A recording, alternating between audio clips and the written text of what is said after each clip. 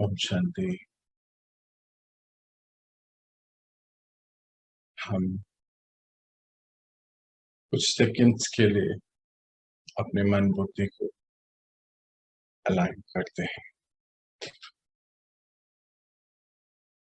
मन और बुद्धि को चारों तरफ से हटाते हुए अपनी भ्रुकुटी पे केंद्रित कीजिए।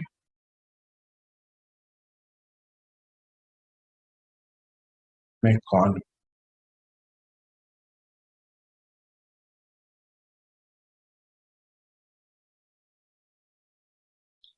मैं किसकी हूं?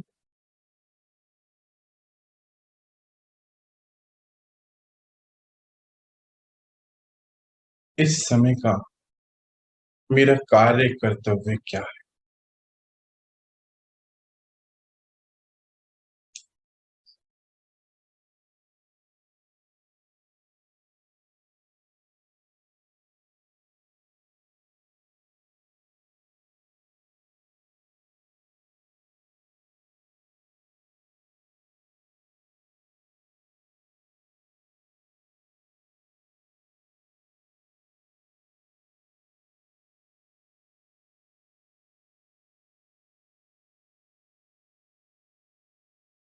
आने वाले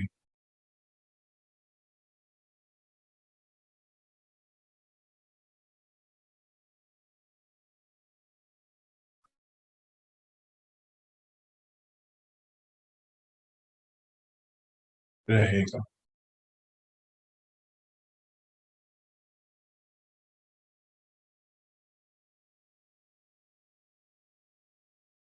बाबा मन को संकल्प देगा और बुद्धि द्वारा मैं अपने संस्कारों को परिवर्तन करते चल रहा हूं।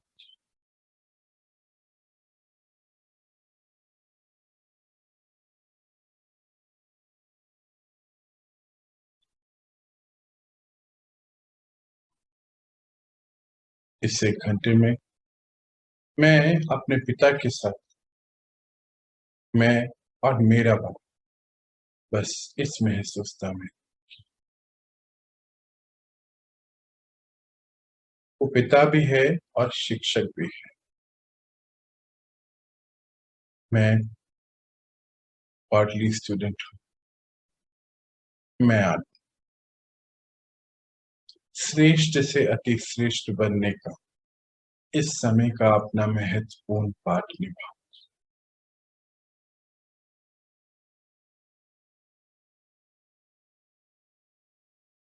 मन बुद्धि को इंस्ट्रक्शन देते हुए आए अपनी स्थिति में। अब शुरू।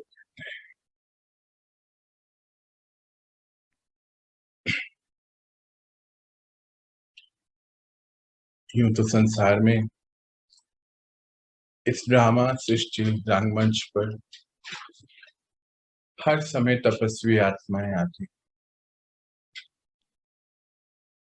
बाबा कहे बच्चे, इन तपस्वी आत्माओं की प्योरिटी से ही जैसे ये संसार थमा हुआ है,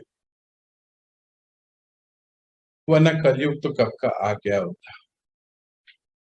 और इस समय बाबा ने हमें तपस्या का बहुत बहुत सुंदर महत्व बताया, पवित्रता का महत्व बताया, पवित्रता की पर्सनैलिटी क्या होती है ये बताया और बता रहे हैं। आज हम जानेंगे बाबा के महावाक्यों से कि सही मायने में पवित्रता क्या होती है और पवित्रता की पर्सनैलिटी क्या होती है। परमात्मा को प्रत्यक्ष करने के लिए हम सब बच्चों को किस लेवल तक प्योरिटी को धारण करना होगा और कैसे अपने तपस्वी स्वरूप को आगे लेकर जाना। चलिए शुरू करते हैं। आज का टाइटल है सफल तपस्वी, अर्थात प्योरिटी की पर्सनैलिटी और रॉयल्टी वाली। सफल तपस्वी अर्थात प्योरिटी की पर्सनालिटी और रॉयल्टी वाले। आज अमृत वेले बाबा बच्चों की तपस्या का प्रत्यक्ष स्वरूप देख रहे थे। हर एक बच्चा अपने पुरुषार्थ प्रमाण तपस्या कर रहे हैं, कर रहा है। लक्ष्य भी है और उमंग भी है। बाबा क्या बोलते, क्या बाबा सबकी तपस्याओं के प्रत्यक्ष फल देख रहे थे। हर एक बाबा का बच्चा अपने स्व उन्नति और पुरुषार्थ कर रहा है। उमंग भी है और उत्साह भी है, लक्ष्य भी है बाबा के। तपस्वी सभी हैं क्योंकि आपका ये श्रेष्ठ जीवन, ये विशेष जीवन की विशेषता ही तपस्या है। तपस्या अर्थात एक की लगन में मगन रहे। सफल तपस्वी बहुत थोड़े हैं, पुरुषार्थी तपस्वी बहुत हैं। सफल तपस्या की निशानी उनके सूरत और सीरत में प्योरिटी की पर्सनालिटी और प्योरिटी की रॉयल्टी सदा स्पष्ट अनुभव होगी। तो बाबा यहाँ पे क्या कहें कि आप विशेष आत्मा हैं और विशेष आत्मा की विशेषता है तपस्या। अच्छा, तपस्या का अर्थात है कि एक की लगन में हम मगन रहे। ऐसा क्यों बोला बाबा ने? इस समय सृष्टि पर कोई भी आत्मा पवित्र नहीं। एक अर्थात परमात्मा जो पवित्रता का सागर है, हम सब उनके बच्चे हैं। एक वो ही एवर प्योर है, कांस्टेंट सोर्स ऑफ एनर्जी। जब हम उनसे कनेक्ट होते हैं तो हम प्योरिटी को भरते हैं, अब धारण करते हैं। इसीलिए कहा एक की लगन में मगन, अर्थात बुद्धि कहीं पर भी टिकी नहीं है उसके अलावा। तो बोले कि तपस्वी तो जो सफल है वो बहुत थोड़े हैं, पर पुरुषार्थी तपस्वी बहुत सारे हैं। अर्थात जिनको बार बार पुरुषार्थ करना पड़ता है, नेचुरली अभी प्योरिटी धारण नहीं, नेचुरली नहीं धारण हुई है, बीच बीच में कभी टूटती है, फिर से पुरुषार्थ करके बनानी पड़ती है। तो बाबा ने कहा उनकी निशानी है कि उनकी सूरत और सीरत अंदर से भी प्योरिटी की पर्सनालिटी है। प्योरिटी की रॉयल्टी स्पष्ट अनुभव होगी। तपस्या का अर्थ ही है मन वचन कर्म और संबंध संपर्क में अपवित्रता का अंश मात्र भी विनाश होना, नाम निशान समाप्त होना। जब अपवित्रता समाप्त हो जाती है तो इस समाप्ति को ही संपन्न स्थिति कहा जाता है।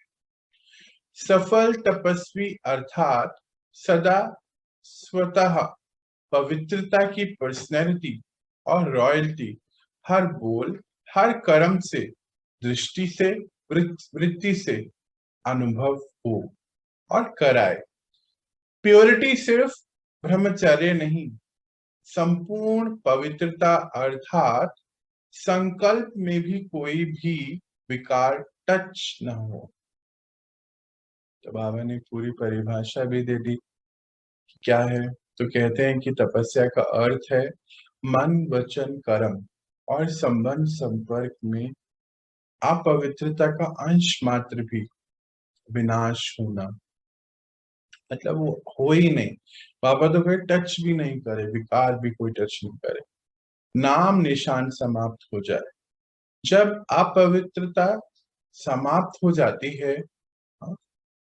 तो फिर समाप्ति की स्थिति ही संपन्न स्थिति कहलाती है। मतलब अपवित्रता जैसे ही समाप्त हुई उसकी समाप्ति होगी और आपकी संपन्न स्थिति बाबा कहते हैं अपने आप हो जाएगी। अच्छा, सफल तपस्वी वो स्वतः नेचुरल ही प्योरिटी की पर्सनैलिटी उसकी इमर्ज रहेगी, हर बोल में, हर कर्म में, दृष्टि में, वृत्ति में अनुभव। ब्रह्मचार्य तो बाबा कहते हैं आपने पहले ही सबने ने ले लिया है, धारण कर लिया है व्रत, ये तो हो गया। खाली यहीं तक नहीं, संपूर्ण पवित्रता अर्थात संकल्प में भी कोई विकार टच नहीं करे, मतलब सपने में भी कोई विकार जो है टच नहीं करे, इस लेवल तक प्योरिटी को धारण। अच्छा, कल बाबा जो कह रहे थे ना कि स्वयं से बात करनी है, शाम को जब हम मिल रहे थे तो बात हो रही थी इसके बारे में, फिर पूरी बात हो नहीं पाई थी। ये जो तपस्या है, अपने आप से ही बात करके हर बुराई को अपने में से समाप्त करना। प्रैक्टिकली जब हम अपने साथ बैठेंगे, बार बार ही अपने आप को समझाएंगे, क्योंकि 63 जन्मों से हम चले आ रहे हैं ना वैसे, और इस छोटे से जन्म में हमें बिल्कुल अपने आप को पावन पवित्र बनाना है जैसे हम परम धाम हैं। तो हर बात अपने आप को बहुत पक्की करानी है, फिर ये कार्य इजी हो जाएगा, नेचुरल हो जाएगा, जो बाबा कहते हैं नेचुरल होना चाहिए। पवित्रता की पर्सनैलिटी वाले, रॉयल्टी वाले मन बुद्धि से भी इस बुराई को टच नहीं करते, क्योंकि सफल तपस्वी अर्थात संपूर्ण वैष्णव, संपूर्ण वैष्णव, वैष्णव कभी बुरी चीज को टच नहीं करते। बाबा यहाँ पे कंपैरिजन कर रहे हैं, युक्ति कर रहे हैं, दे रहे हैं। कहते पवित्रता की पर्सनैलिटी वाले जो हैं वो रॉयल्टी वाले होते हैं, उनके मन बुद्धि से भी बुराई, मतलब मन बुद्धि में भी टच बुराई आए नहीं, टच नहीं करे बिल्कुल भी, क्योंकि सफल तपस्वी जो होते हैं वो संपूर्ण वैष्णव होते हैं। अब यहाँ पे वो कंपैरिजन कर रहे हैं, जैसे वैष्णव वर्ण जो है वो कभी भी कोई बुरी चीज को टच नहीं करते हैं, या जैसे अगर कोई टच कर जाता है तो फिर शुद्धता पूरी रखते हैं, नहाना धोना वो स्थूल रूप में करते हैं, बाबा भी बताएंगे आगे। हाँ? तो आप बच्चे को कंपैरिजन कर रहे हैं बाबा हम सभी, तो उन्हों का स्थूल, आप विशेष वैष्णव आत्माओं का सूक्ष्म है। उन्हों का स्थूल है, जैसे टच किया तो नहाना धोना, शुद्धि करना, शुद्धि रखना। शुद्धि का अर्थ ही बाबा ने हमें बताया ना, पहले हम क्या करते थे, हर चीज को बाहर से शुद्ध करते रहते थे, और शुद्धि का असली अर्थ है पवित्रता को धारण करना। और बाबा तो कहे शरीर तक नहीं, मन वचन कर्म, मन बुद्धि में भी टच नहीं हो, संकल्प तो दूर, सपने में भी नहीं आए, इस लेवल तक तपस्या हमारी होनी चाहिए। तो बाबा क्या कहे कि उनकी जो स्थूल है, पर आप बच्चों की जो है सूक्ष्म है तपस्या, वैष्णव वाला गुण जो है सूक्ष्म तक है, बुराई को टच ना करना, यही तपस्या है। धारण करना अर्थात ग्रहण करना, ये तो बहुत मोटी बात है, लेकिन संकल्प में भी टच नहीं करना, इसको ही कहा जाता है सच्चे वैष्णव। बाबा कहते हैं कोई चीज को धारण करना तो ये तो ग्रहण करना हुआ, पर आप बच्चे तो नेचुरली योगी हैं, हाँ, नेचुरली वैसे ही हैं, बस अपने ऊपर से लेयर हटा दीजिए। हाँ, बोलते कि किसी बात का ध्यान रखना तो मोटी बात है, बोले संकल्प में ही नहीं आए, कुछ ऐसा आए नहीं विकार, इसी को सच्ची तपस्या कहते हैं बाबा। सिर्फ याद के समय याद में रहना, इसको तपस्या नहीं कहा जाता। याद के समय बाबा के साथ योग लगा रहे हैं, याद कर रहे हैं उन, तो याद है, उसके बाद फिर भूल जाते, इसको तपस्या नहीं कहते। तपस्या अर्थात प्योरिटी के पर्सनैलिटी और रॉयल्टी को स्वयं भी अनुभव करना और औरों को भी अनुभव कराना। सफल तपस्वी का अर्थ ही है विशेष महान आत्मा बनना। विशेष आत्मा विशेष आत्माओं व महान आत्माओं को देश व विदेश व विश्व की पर्सनैलिटी कहते हैं। बाबा क्या बोले कि ऐसी विशेष आत्मा बनना, तपस्या का अर्थ ही है ऐसी विशेष आत्मा बनना जो खुद को भी अनुभव हो, पहले वो पर्सनैलिटी, और फिर औरों को भी अनुभव। फिर जो सफल तपस्वी का अर्थ क्या है? विशेष महान आत्मा बनना। अच्छा, विशेष आत्माओं को, महान आत्माओं को देश विदेश विश्व में पर्सनैलिटी कहते हैं, है ना। हमारे यहाँ देखते हैं ना, इस दुनिया में जो विशेष आत्माएं होती हैं उनको पर्सनैलिटी कहा जाता है ना। अरे कि ये तो बहुत बड़ी ऊंची पर्सनैलिटी है, ऐसे कहते हैं। बाबा भी वही बता रहे। पवित्रता की पर्सनैलिटी अर्थात हर कर्म में महानता और विशेषता। पर्सनैलिटी अर्थात सदा स्वयं की और औरों की सेवा में सदा बिजी रहना, अर्थात अपनी एनर्जी, समय, संकल्प वेस्ट नहीं गवाना, सफल करना, इसको कहेंगे पर्सनैलिटी वाले। पर्सनैलिटी वाले कभी भी छोटी छोटी बातों में अपने मन बुद्धि को बिजी नहीं रखते। तो अपवित्रता की बातें आप श्रेष्ठ आत्माओं के आगे छोटी है या बड़ी है, ये चेक करो। इसीलिए तपस्वी अर्थात ऐसी बातों को सुनते हुए भी नहीं सुने, देखते हुए भी नहीं देखी। बाबा ने पूरी बात क्लियर करी। बोलते पवित्रता की पर्सनैलिटी अर्थात हर कर्म में महानता और विशेषता। अच्छा, पर्सनैलिटी अर्थात कि खुद की सेवा में लगे रहे और अन्य आत्माओं की सेवा करते रहे, इसी में बिजी रहना है। इसी में बिजी रहते हैं तो एनर्जी, समय, संकल्प वेस्ट नहीं करते, वेस्ट नहीं जाता ना। सेवाओं में बिजी हैं, या तो अपनी या सबकी। इसको कहेंगे पर्सनैलिटी वाले। पर्सनैलिटी वाले छोटी छोटी बातों को मन बुद्धि में रखते ही नहीं, क्योंकि इतनी ज्यादा मन बुद्धि बिजी है स्वयं की सेवा, विश्व की सेवा करने। तो अपवित्र बातें कुछ भी होते रहे, होते हुए भी ना देखना ना सुनना, इसको बहुत बड़ी तपस्या बाबा कहते हैं। और तपस्वी का अर्थ यही बाबा ने बताया कि सुनते हुए भी नहीं सुनो, देखते हुए भी नहीं देखो। आगे बढ़ते हैं। ऐसा अभ्यास किया है, बाबा पूछ रहे हैं, ऐसा अभ्यास किया है आप सभी ने? हाँ, ऐसी तपस्या की है क्या?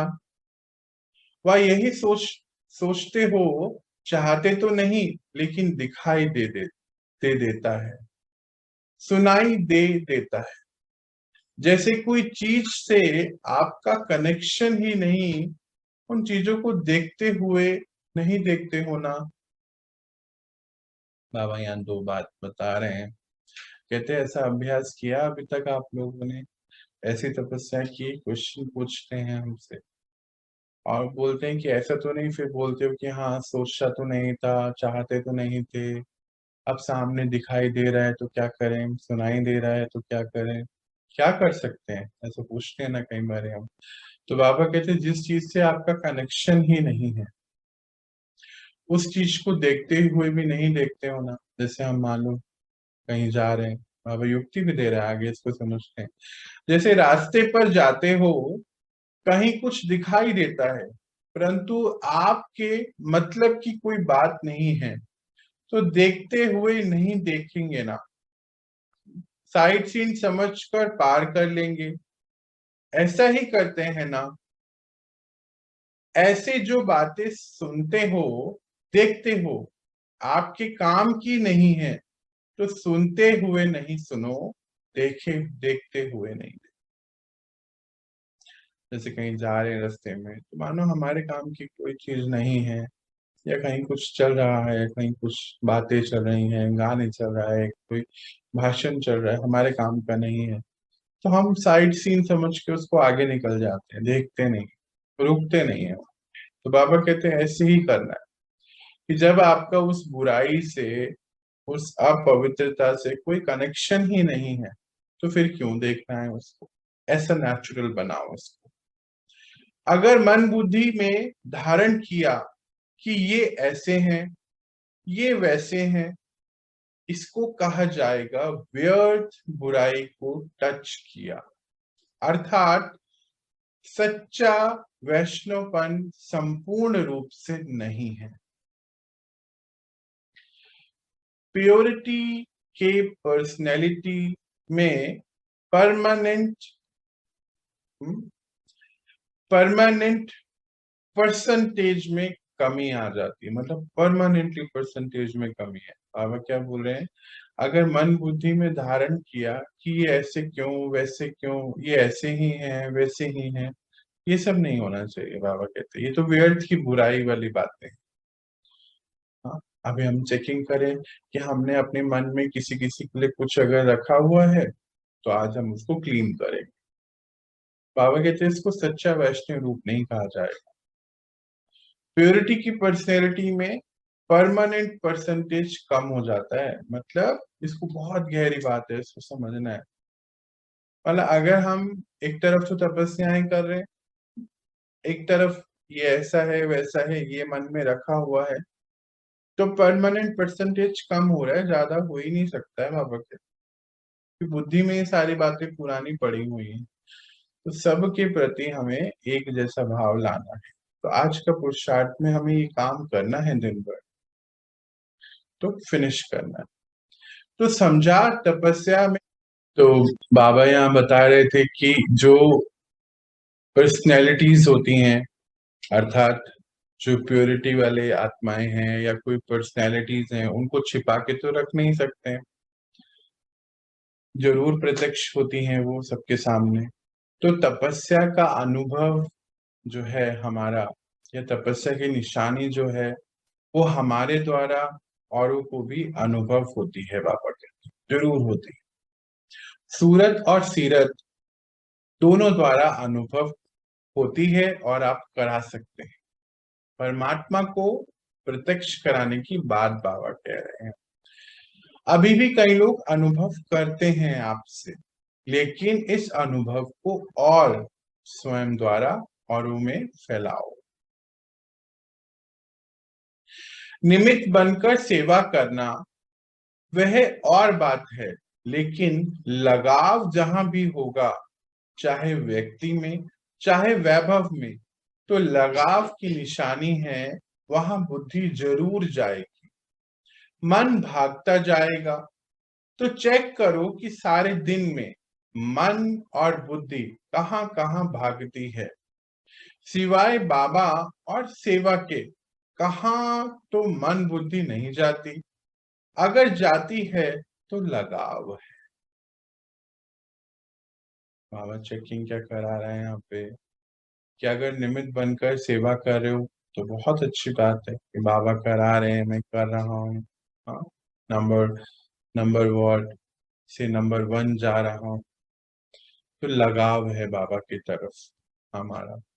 पर अगर कहते बुद्धि का लगाव कहीं बाहर किसी पर है, चाहे व्यक्ति चाहे वस्तु, वैभव पर,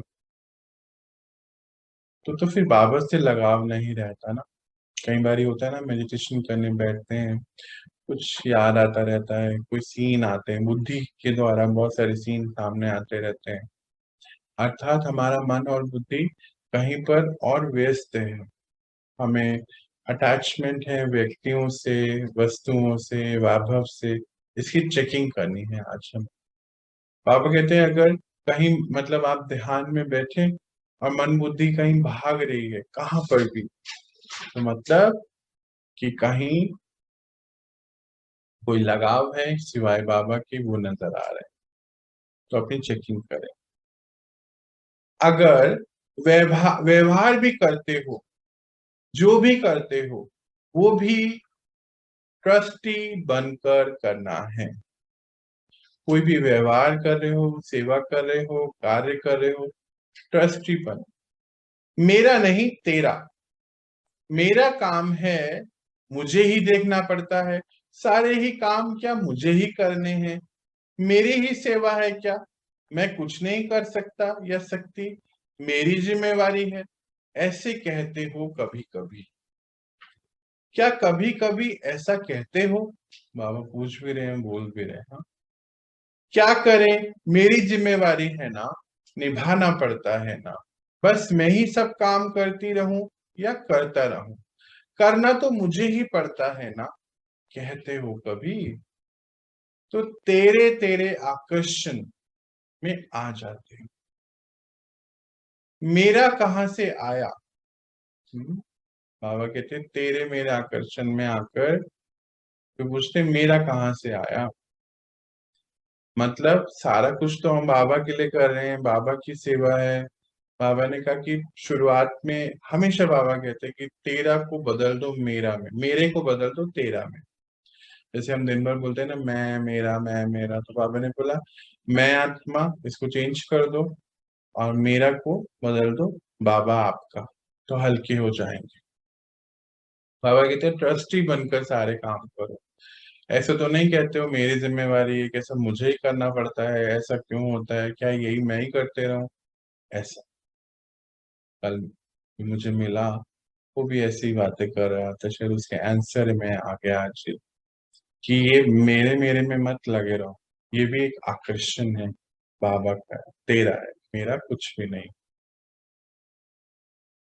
आगे बढ़ते, तो यह बोल भी नहीं बोल सकते, बाबा कहते ये बोल भी नहीं बोल सकते अब, मुझे ही देखना पड़ता है, मुझे ही करना पड़ता है, मेरा ही है, निभाना ही पड़ता है, मेरा कहा और बोझा लिया। बाबा कहते हैं ये सब बोल बिल्कुल नहीं बोलने हैं अब, जैसे आपने मेरा कहा तो बोझा हो जाता। बाबा का है, बाबा के लिए कर रहे हैं, मैं तो बस निमित्त हूं और निमित्त मात्र अपने कदम बढ़ा रहे, निमित्त बनते ही हल्के हो जाते। बोझ उठाने की आदत तो नहीं पड़ गई है ना? बाबा पूछ रहे हैं। कहते कि निमित्त बनते ही हल्के हो जाते हैं, निमित्त बनकर ही करते चलो बस। कहते बोझ उठाने की आदत तो नहीं पड़ गई है। हाँ, 63 जन्मों से हमें बोझ उठाना पड़ा, उठाने की आदत पड़ गई, ये मेरा है, मेरा है, मेरी मेरी ही जवाब, मुझे ही जवाब देना पड़ता है, मुझे ही करना पड़ता है, मेरी जिम्मेदारी है, बस मैं ही करती रहूंगी या करता रहूंगा। पापा कहते हैं ऐसे बोझे लेने की ना आदत पड़ गई है 63 जन्मों से। कहते कईयों की आदत होती है बोझ उठाने की, बोझ उठाए बिना रह नहीं सकते, दिन ही अच्छा नहीं बीतता है, आदत से मजबूर हो जाते हैं, मेरा मानना, माना बोझा उठा, समझा? मेरा को तेरा में कन्वर्ट करो और हल्के हो जाओ। बाबा आगे युक्ति देते, मेरा माना, इसको ऐसा बनाओ, मेरा मानना मैला हो जाना, जहां मेरापन होगा ना, वहां विकारों का मैलापन जरूर आ जाएगा। बाबा कैसे युक्ति से चेंज करा रहे हैं ना, हमें शिफ्ट करा रहे हैं कि शिफ्ट करो अपनी बातों को, वोकैबुलरी, मेरे मेरे में मत लगो। बोलते हैं मेरा मानना मतलब मैले हो जाए, जहां मेरापन होगा वहां विकारों का मैलापन जरूर। तेरा है तो क्या होगा? बोले तेरा है तो क्या होगा?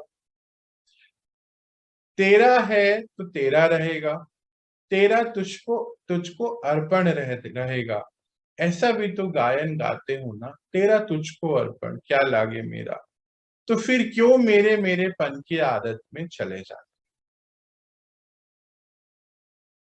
जब तेरा है तो मौज बनाते हो, तैरते हो, मजा करते हो, क्योंकि हल्के हो जाते। तो तपस्या का अर्थ है तेरा तुझको अर्पण, मेरा कुछ नहीं, तेरा तुझको अर्पण और मेरा कुछ नहीं, तो फिर जो भी हो रहा है उसका प्रत्यक्ष फल बाबा आपका है सर। हाँ। अच्छा बाबा एक और बहुत सुंदर उत्तर आगे दे रहे हैं। मार्ग सदा सहज है, लेकिन आप कमजोर हो जाते हो, इसीलिए सहज भी मुश्किल लगता है। कमजोर के लिए कोई छोटा सा भी कार्य भी मुश्किल लगता है। अपनी कमजोरी मुश्किल बना देती है, बाकी मुश्किल है नहीं। हाँ, कमजोर कमजोर क्या होता है, क्योंकि कमजोर होता है तो हर चीज कमजोर लगती है। कल मुझसे कोई बात बता रहा था ऐसा कि तो बहुत टफ हो जाता है, बाबा इतनी इतनी इंस्ट्रक्शंस देते हैं, कैसे हम निभाएंगे। मुझे लगता है बाबा आज उसका उत्तर लेकर आ जाए, आ गए। कहते ये मार्ग इतना सहज है, मुश्किल नहीं है। आप कभी कभी कमजोर हो जाते हो, इसलिए बहुत मुश्किल लगने लगता है। कमजोर को कहते छोटा सा भी कार्य दो तो उसको मुश्किल लगता है। तो अपनी कमजोरी को इमर्ज नहीं करो, नहीं तो वो मुश्किल बना देती है, बाकी मुश्किल है नहीं। कमजोर क्यों होते हैं, क्योंकि 63 जन्मों से बोझा उठाते उठाते चल रहे हैं ना। हम्म, हर चीज को कंट्रोल करना चाहते हैं ना हम। इसको ये मेरा है, ये मेरा है, इसको ऐसे करो, इसको ऐसे करो। अच्छा, और तो और हम सबको अपने हिसाब से चलाना भी चाहते हैं, पूछते भी हैं, बहुत बातें पूछते हैं उनसे। कोई कहीं जा रहा है आ रहा है, उससे 10 सवाल पूछ लेते हैं, हर चीज के क्वेश्चन आंसर करते रहते हैं। कितना बोझा ले लेते। हाँ, तो बाबा कहते हैं इतना विकारों का दोष है कि इतना बोझा ले लेते हो, फिर कमजोर हो जाते हो। कमजोर हो जाते हो तो ये सत्य मार्ग जो है टफ लगता है। क्योंकि कहते कोई कोई के विकारों के दोष में आ गए ना, बातें पुरानी होगी, संग दोष में आ जाते हैं। बाबा कहते हैं कि क्योंकि कोई ना कोई विकारों का संग दोष जरूर हो जाता है। संग दोष का अर्थ क्या है, कि जिनके साथ हम रह रहे हैं, चाहे भले टेलीफोन पर हो या साथ में हो, या जिनके साथ बातें कर रहे हो, वो विकारों की बातें करनी उनको अच्छी लगती है, जो बिल्कुल व्यर्थ होता है ना। वो आए, उन्होंने इतना किया, उसको इतना लिया, उसको इतना दिया, ऐसा हुआ वैसा हुआ, कितनी मतलब व्यर्थ की बातें। कहते संग दोष है ये आपका, इसको चेक करो। जहां व्यर्थ है फिर वहां मुश्किल हो जाता है ये। कहते ये जर्नी मुश्किल है नहीं, ये यात्रा ज्ञान में चल मुश्किल उनके लिए है जिनका संग दोष विकारों वाला है। सत्य का संग, सत्य का संग किनारे हो जाता है, और दूसरों का संग दोष लग जाता है।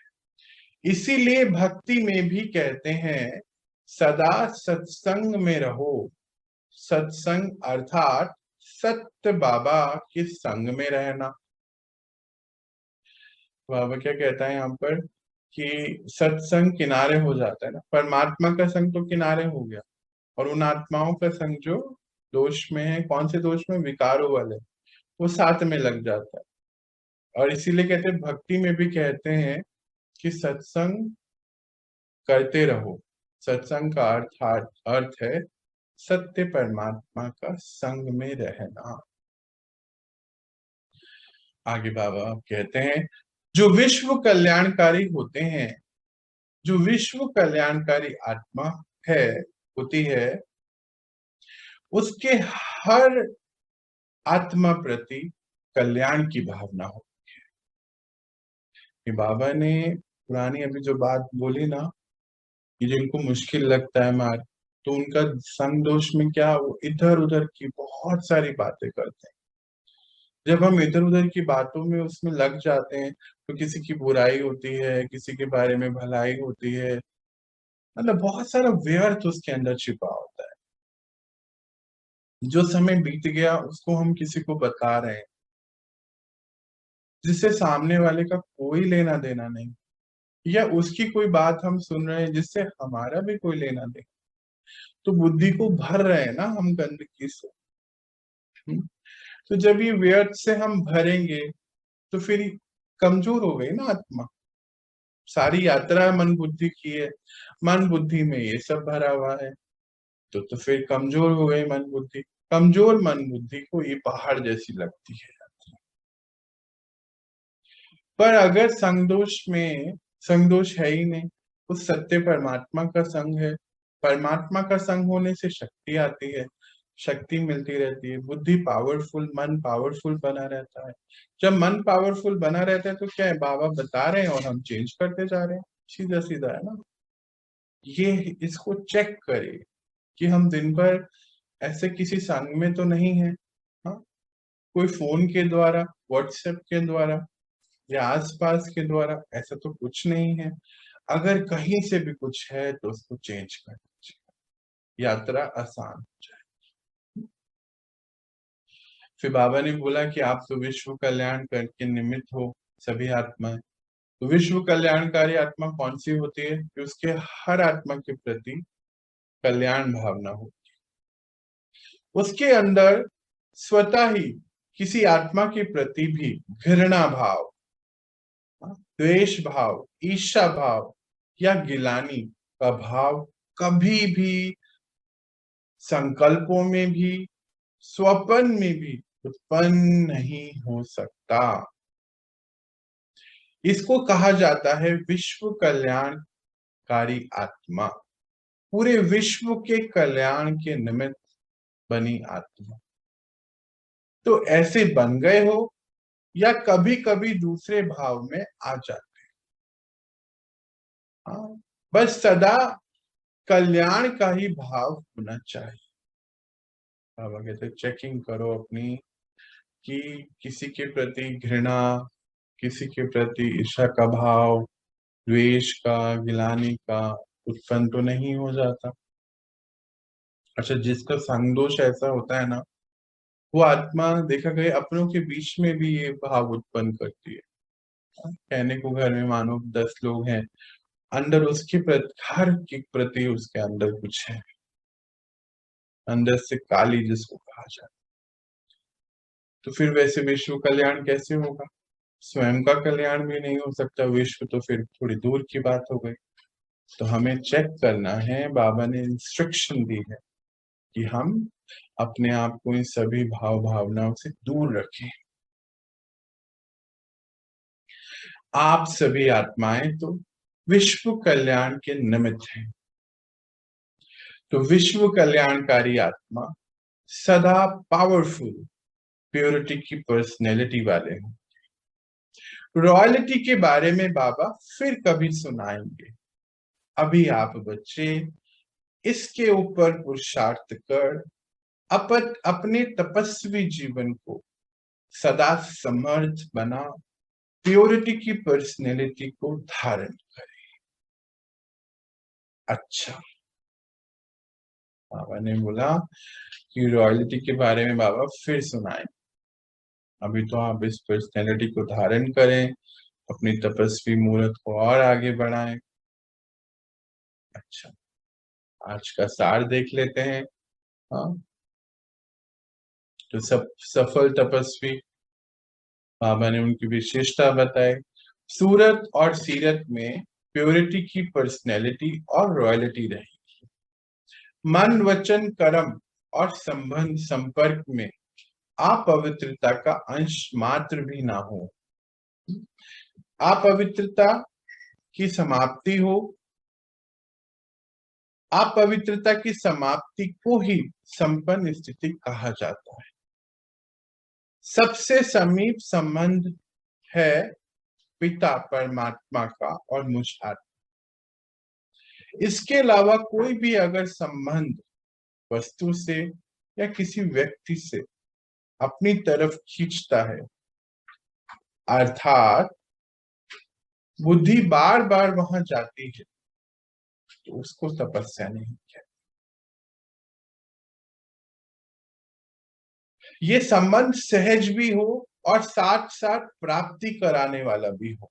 जो बाबा के साथ संबंध है ना, वो सहज हो, प्राप्ति कराने वाला हो, तो बुद्धि इधर उधर नहीं जाएगी। बुराई को टच ना करना, यही तपस्या है।